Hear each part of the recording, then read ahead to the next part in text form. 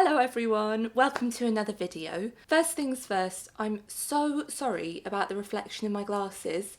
Glasses wearers will know it's very hard to avoid getting these reflections, and I really wanted the nice book background today, so we're just going to have to work with it because I've tried closing the curtains and it plunges me into utter darkness. So anyway, today I wanted to talk about one of my favourite things, which is the wonderful world of audiobooks. I love audiobooks. It took me a little while to get into them because I've always been a big reader, but initially when I listened to audiobooks, I used to zone out. I went through a period of time when I was about 13, I think, when I would have really bad anxiety that would stop me getting to sleep. I've always had anxiety, OCD, all that stuff. That's a whole other video. But my anxiety would really stop me getting to sleep, and I'd just be awake and my thoughts would be whirring around my head. And putting an audiobook on before I went to bed really helped because it meant that I could listen to someone else talking and imagine the story, even if I was listening to it for a couple of hours, and that would help take my mind off other things. And from then, my love of audiobooks has just grown and grown.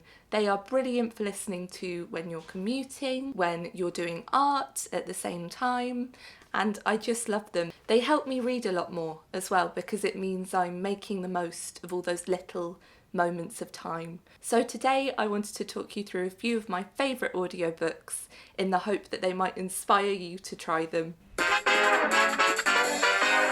Okay, this might be a long one because I've just had a look through my tiny phone at my audiobook records on Audible and also on BorrowBox, which is a free service that we'll talk about a little bit later, and there are so many good ones. So first up, let's talk about the book I'm listening to at the moment, which is The Vanishing Half by Britt Bennett. I am loving this.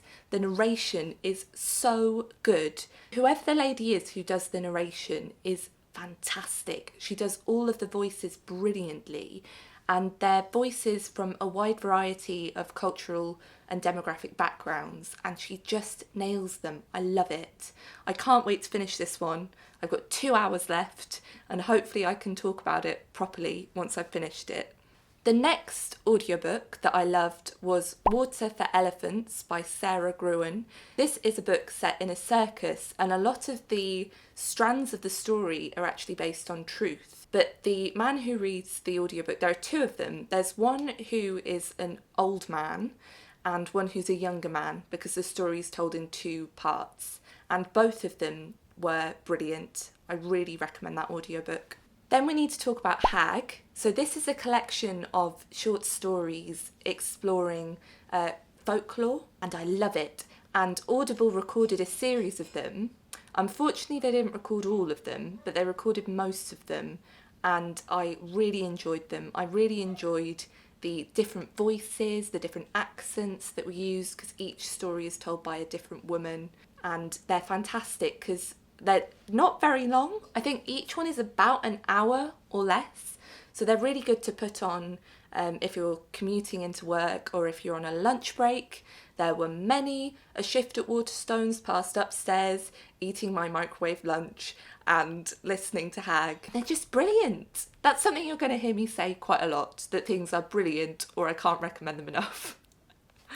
Next, I'd recommend The Psychology of Time Travel by Kate Mascarenas. I always want to say Kate Mascarenas. Sorry, terrible joke. But I love this book. The ending confused me a little bit, but I don't want to spoil it. But I listened to this audiobook while I was knitting a scarf, and it got me through the whole scarf really quickly because I was enjoying the audiobook so much. So definitely look into that one. We have to talk about The Binding. So The Binding by Bridget Collins is one of my favourite books of all time. It has two narrators, both men, but they are both narrated by different people on the audiobook, and it just brings it to life. You have to read the binding. If you like books, if you like compelling love stories, if you like twists in a narrative, what are you doing? Stop this video and go and listen to it right now. Although maybe don't stop the video because I don't want you to mess up my analytics page. But yes, you have to read it. You have to read it. It's so good. It's brilliant. Normal People, which I think, yes, is on the shelf behind me. Normal People, so many people have talked about Normal People. But if you're going to read it, I would highly recommend you listen to the audiobook. It's narrated by a lady with a sumptuous, beautiful Irish accent, and it really helps to bring the whole thing to life. So definitely have a look at that one. Daisy Jones and the Six. Okay, anybody considering reading this book, don't. Listen to this book instead, because it works so well as an audiobook. It really reminded me of Fleetwood Mac. So it's a story about this band in the 70s who have very mixed interests, a lot of arguments, a lot of dissonance, but they create one perfect legendary album. The story is told through interviews, so interviews with all the different characters, and each person in the audiobook is narrated by a different actor. It's genius.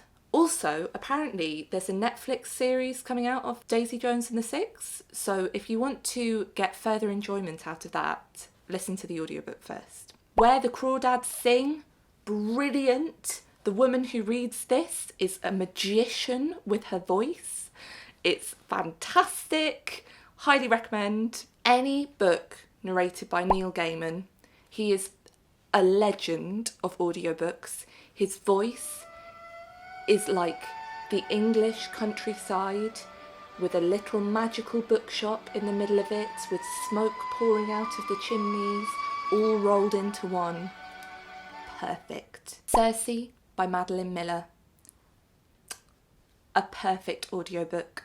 Also, I'd recommend Song of Achilles by Madeline Miller.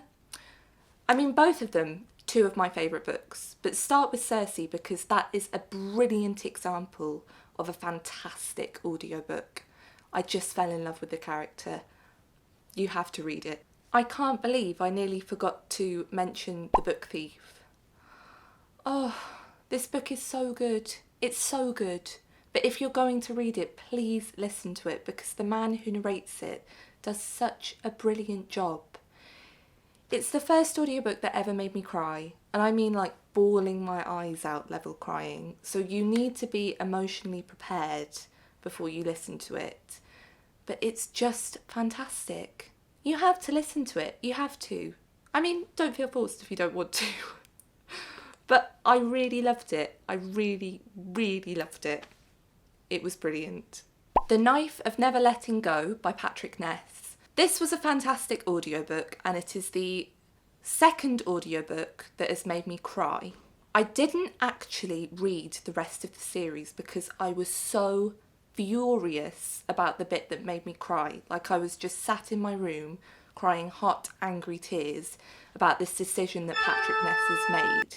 So I haven't read the rest of the series because I'm still not over that, but the audiobook is brilliant. Listen to it. Anne of Green Gables, which I believe is narrated by Rachel McAdams. It's just so lovely. It's just a really lovely book.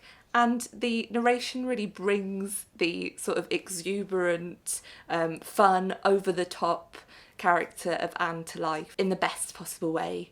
Aristotle and Dante discover the secrets of the universe. I'm going to sell this to you.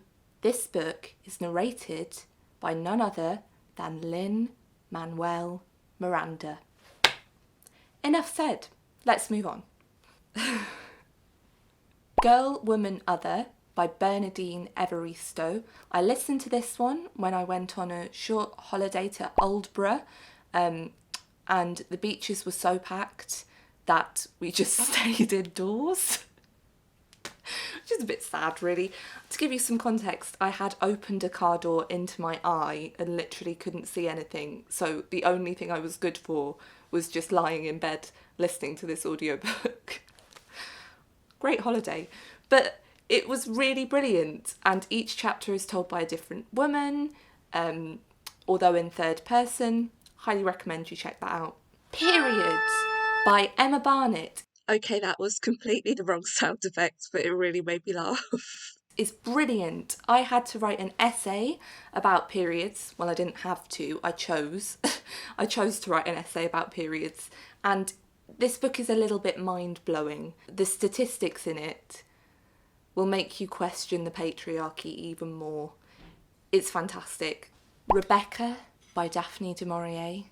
I'll try and find the version that I listened to because I listened to a particularly good narration. Don't watch the Netflix version of this. Read the book first, because the book, in my opinion, is so much better. This book has such a massive twist. I'm not going to spoil anything, but you need to experience it. The How to Train Your Dragon books, narrated by David Tennant. I listened to these when I was 11 and I loved them, but I want to listen to them again because he is a fantastic narrator. It goes without saying that any of the Harry Potter books narrated by Stephen Fry are brilliant, but just have a think about whether you want to support J.K. Rowling before you listen to them. We have to mention Becoming by Michelle Obama. I don't think I need to advertise this book because so many people love it already. But if you're going to read it, and if you're a bit of a reluctant reader, I'd highly recommend checking out the audiobook.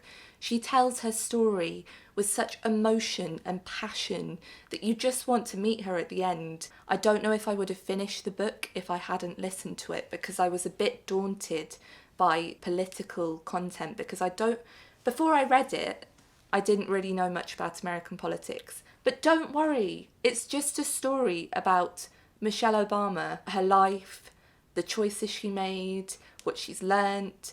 It's not an opaque, difficult story to get into. So if you've been putting it off, please give it a try because it's so good and I really loved it. We need to talk about the Young Bond series by Charlie Higson. These are the audiobooks that really got me into listening to audiobooks because my family listened to them in the car over a period of probably like 6 or 7 months. They're so good. They're so good. I would never have picked up the Young Bond books because I'm not really a James Bond fan and they're not something that interests me. But these audiobooks are fantastic. The voice actors' work is just sumptuous. The story is really exciting. It's all about this, well, young James Bond at school, solving mysteries. They're really good characters. They're just so engaging. So definitely give that a try. Please give it a try. Try Silverfin and let me know what you think. Because I genuinely think you'd enjoy it. I really do. I wouldn't recommend something rubbish. The 100-Year-Old Man Who Climbed Out of a Window and Disappeared. This audiobook is hilarious. I think I actually cried laughing. Listen to that one if you need cheering up. It's really, really good. That's all of the audiobooks I can think of at the moment, but I do listen to a lot of them, so I am sure that when I'm editing this, I will have at least 5 more that I'm thinking, damn, why didn't I include that one? But that's just a little selection of some of my favourites. Okay, so good ways to listen to audiobooks. You've got Audible, so you need to be aware that if you're shopping from there, the money will go to Amazon. And if you don't want that to happen, don't listen to books on Audible. I listen to books on Audible because my dad has an Audible account and every year he buys a certain amount of credits and he very rarely uses up all the credits, which is why I sometimes use Audible. If you're in the UK, I'd really recommend you download BorrowBox. So BorrowBox is a free service provided by Belinda Digital. If you are registered with a library, I'm registered with 2. Snoop Dogg! Because I'm that cool, then you should definitely download BorrowBox. It allows you to listen to audiobooks for free. You essentially take them out for a certain amount of time and then you return them afterwards. Loads of good titles on there, highly recommend. You can also download Libby. I believe this is also available in the States, which is exactly the same as BorrowBox. There's also an app called Overdrive, which I'm pretty sure is the same thing, so that's worth having a look at as well. If anyone else has any other suggestions that I'm not thinking of, please let me know. When I first started listening to audiobooks, I used to listen to them on YouTube, but the only issue with that is if you fall asleep, your phone will keep playing. And I have subconsciously listened to The Art of War in its entirety twice because of this reason, when I started off listening to Bridget Jones's Diary. I'm still not sure how that happened. So that's the end of the video. Thank you so much for watching, and thank you for being here. I really appreciate your support. If you have any audiobook recommendations, please link them down below. I would love to know, because I am an audiobook addict and I always need recommendations. If you enjoyed this video, feel free to give it a like, and you can also subscribe if you fancy, but no pressure. I hope you have a lovely week, and I'll see you next time. Bye!